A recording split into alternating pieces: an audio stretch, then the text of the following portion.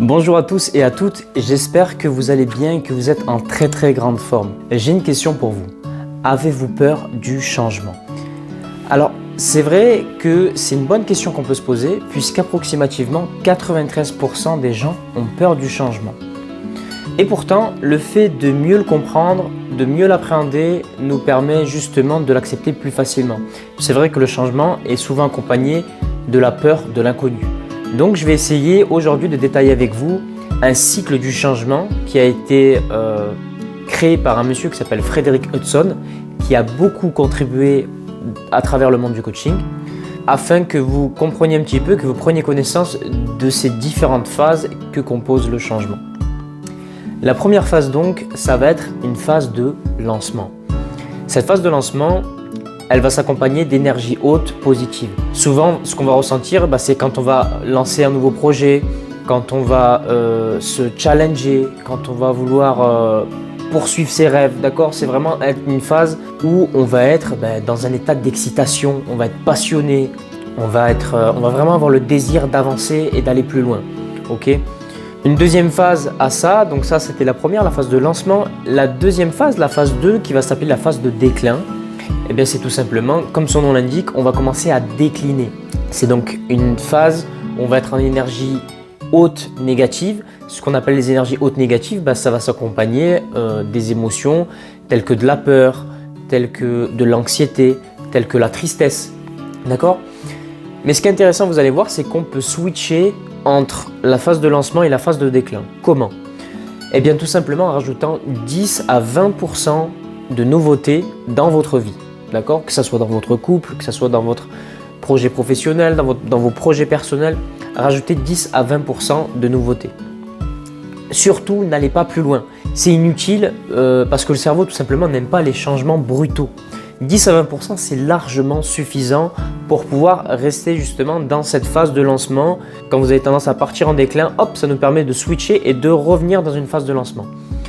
On va voir si jamais on n'arrive pas à régler ces problématiques-là, puisque la phase de déclin, elle va être vraiment là pour nous dire « Ok, j'ai des problèmes à résoudre, il y a des choses que je vais devoir délaisser pour pouvoir justement aussi rester dans le haut de ce cycle. » D'accord ?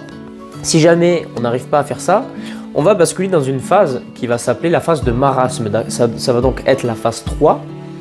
Et là, on va ressentir des énergies basses négatives. On va être en dépression, on va vouloir se replier sur soi. Vous savez, c'est les moments où rien ne va. On a juste envie de se mettre sous notre couverture, sous notre plaid, avec une bonne glace. C'est vraiment, ça fait penser un petit peu à l'hiver, d'accord? Si on devait résumer ça à une saison, ça serait la saison hivernale. Et dans cette phase-là, ce qui va être important, c'est le travail sur soi, se retrouver, d'accord? On va être sur vraiment un travail identitaire. Si d'ailleurs vous choisissez de vous faire accompagner par un coach, il saura vous situer dans cette phase-là lorsque ce sera le cas pour vous, et il saura aussi vous amener les choses appropriées pour justement travailler sur vous et vous permettre de vous reconnecter à vous-même.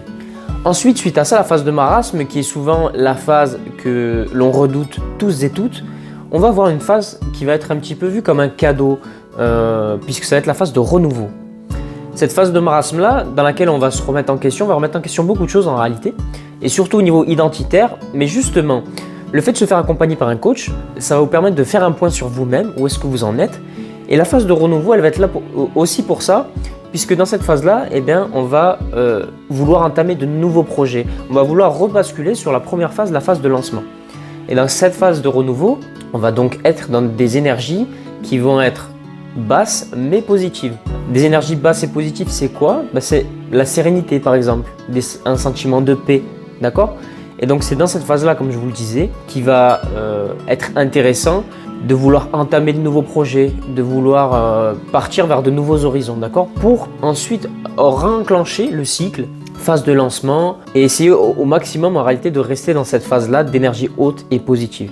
Alors j'insiste beaucoup là-dessus, mais pour mieux appréhender ce cycle-là, faites-vous accompagner par un coach qui saura identifier la phase dans laquelle vous êtes et qui saura vous proposer un coaching adapté par rapport à la phase que vous traversez. D'accord? C'est essentiel.